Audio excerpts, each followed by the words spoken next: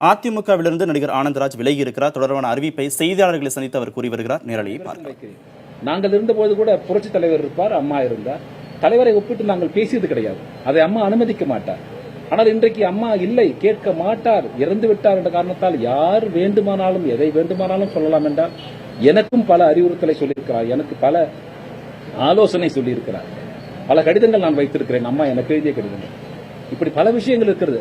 எல்லாம் பேசலாம்னா முடியாது. தயவு செய்து அந்த ஆன்மாவுக்கு ஒரு மரியாதையை நீங்கள் சேர்க்க வேண்டும் என்பதுதான் என்னுடைய பணிவான வேண்டுகோள். மீண்டும் மீண்டும் சொல்வதெல்லாம் அவர் இறக்கவில்லை. ஸ்டில் அம்மா is the people chief minister. இன்னும் அம்மாவை தமிழக முதலமைச்சராக மக்கள் இன்னும் நினைத்துக் கொண்டிருக்கிறார். அந்த நிலை மாற வேண்டும். அம்மாவோடு ஒப்பிட்டு பேசுகிற வேலையை நிறுத்திக் கொள்ள வேண்டும் என்று முன்னால் இருந்த முன்னோடிகளுக்கு ஒரு பணிவான வேண்டுகோளை வைக்கிறேன்.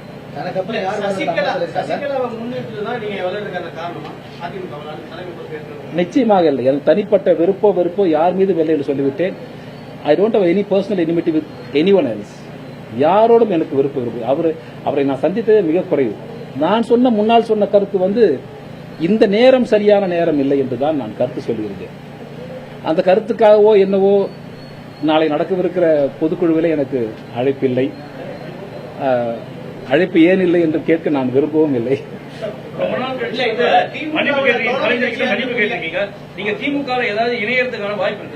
இந்த நிலையில நிச்சயமாக இல்லை. இது ஒரு பெரியவருக்கு நான் செய்கிற மரியாதை. நான் உண்மையாக சொல்ல போனால் இப்ப இருக்க மனநிலையில எந்த கட்சியோடும் நான் தொடர்பிலும் இல்லை. அது பத்திரிகையாளர் உங்க அனைவருக்கும் தெரிந்திருக்கும். யாரோடும் நான் எதுவும் பேசவில்லை. தனிப்பட்ட மனிதனாக நான் நடிகனாக மட்டும் இருந்தாலே எனக்கு ஒரு கடமை இருக்கிறது. நான் கிட்டத்தட்ட 30 ஆண்டுகளாக திரையுலகத்தில் இருக்கிறேன். தமிழகத்தின் முதலமைச்சராக அம்மா முதல் முறையாக 91 வருகிற பொழுது கூட நான் அப்போது கதாநாயகனாக நடித்துக் கொண்டிருந்தேன். அரசாங்க திட்டத்திற்காக அம்மா பல படங்களை என்னை நடிக்க வைத்திருக்கிறார். அவர் தொட்டில் குழந்தை திட்டத்திற்காக, அதே போல குடிப்பழக்கத்திற்காக எடுத்த படத்திற்கு அப்போ அம்மாவுடைய குட் புக்களை நான் ஒரு நடிகனாக இருந்தேன். அப்பொழுது 91 முதல் முறை வருகிற போது சொல்றேன். அப்படி நாங்கள் வளர்ந்த நேரம் எங்களுக்கு ஒரு கடமை இருக்கிறது. இன்றைக்கு மக்களை சந்திக்கிற ஒருவராக நான் இருக்கிறேன். அமைச்சர் பெருமக்களோ அல்லது மூத்தவர்களோ சொந்த அடித்தளத்தில் இருக்கிற மக்களை சந்திக்க முடியாது. நாங்கள் சந்திக்க போகிறோம். அந்த நிலை இப்போது சூழ்நிலை சரியாக இல்லை என்பதுதான் என்னுடைய